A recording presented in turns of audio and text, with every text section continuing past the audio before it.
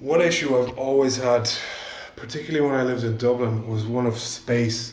Once I'm working on these like larger canvases, I need to lay them flat to cure, and inevitably space is an issue. So I build some kind of a almost like a drying rack where I separate them on a shelf system where there's enough space in between that the paint can cure and that they're somewhat protected.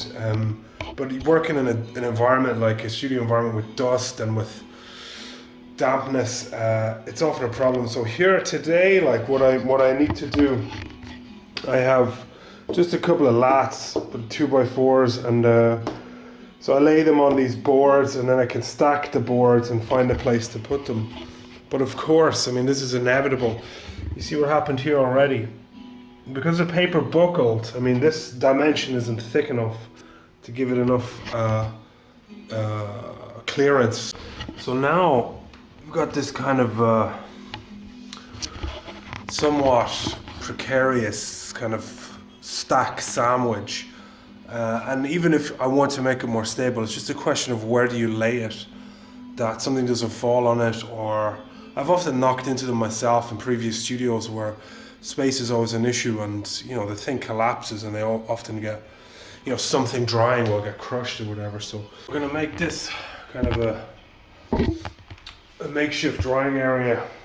Not ideal beside the dogs, but I think it's just a temporary solution.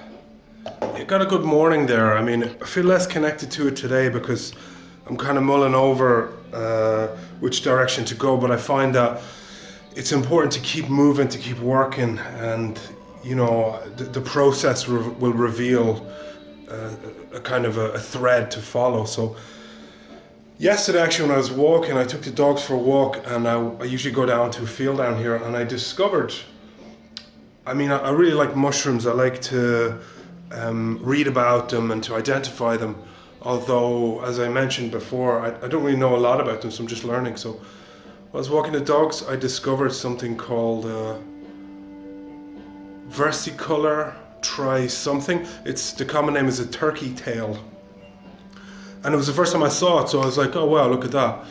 I took a picture and I kind of, you kind of it kind of sank in, I made a mental note of it. So then today, when I cracked on in the studio, it sort of came back to me and I was like, well, that's kind of a nice effect. So I'll flash it up on the screen there, what I'm talking about. And so I decided to follow on with that. Basically what I've shown, what I've been working on were these kind of, what I would call strokes, or they're just single strokes. So my goal was to develop it so that I can get them to interact a bit more rather than as solitary things. Now, this is very early stage, but I'm going to show anyway. So there's three this morning of what I would consider the inspiration being this kind of tree mushroom that I saw, but things I really like about them, I mean, it's really difficult to keep them clean because of all the drops. Again, I'm working out vocabulary, a language for how these strokes, if you like, communicate with each other, like beginnings and ends. Like there's certain things like, not like this kind of hanging end here. I like when it resolves back in itself like this.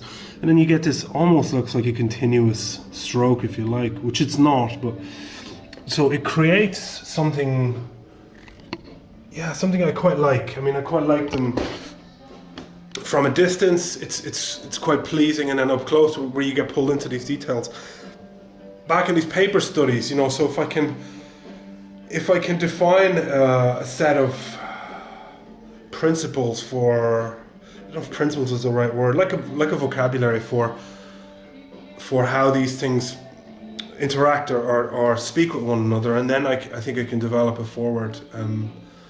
So yeah, I mean, it's still sort of processing in my mind. So I'm gonna take a break, have some lunch, and think about it a bit more. So I just came back from walking the dogs, and as I said, I usually take them down to this field. So when I got back to the house here and I was closing the gate, I heard this horse galloping like top speed, and it went right past the house. It had like you could hear the horseshoes on the road, on the pavement. And as I saw it pass, I was expecting a rider, but there was none. But it was saddled and bridled, so it must have thrown off the rider. So it was going like it was a runaway. So I got in the car and I went tentatively after it down the road. But as soon as I got the car and got onto the road, it was out of sight. So I figured it would have went straight rather than turning. So I followed all the way down to the end of the road, and there was no sign of it. So I came back up, circled around, and came back up the other road, and there was no sign of it. So it's just this sort of like really nice image, this mysterious horse galloping at full speed, and then it just like vanished. So I'll leave you with that.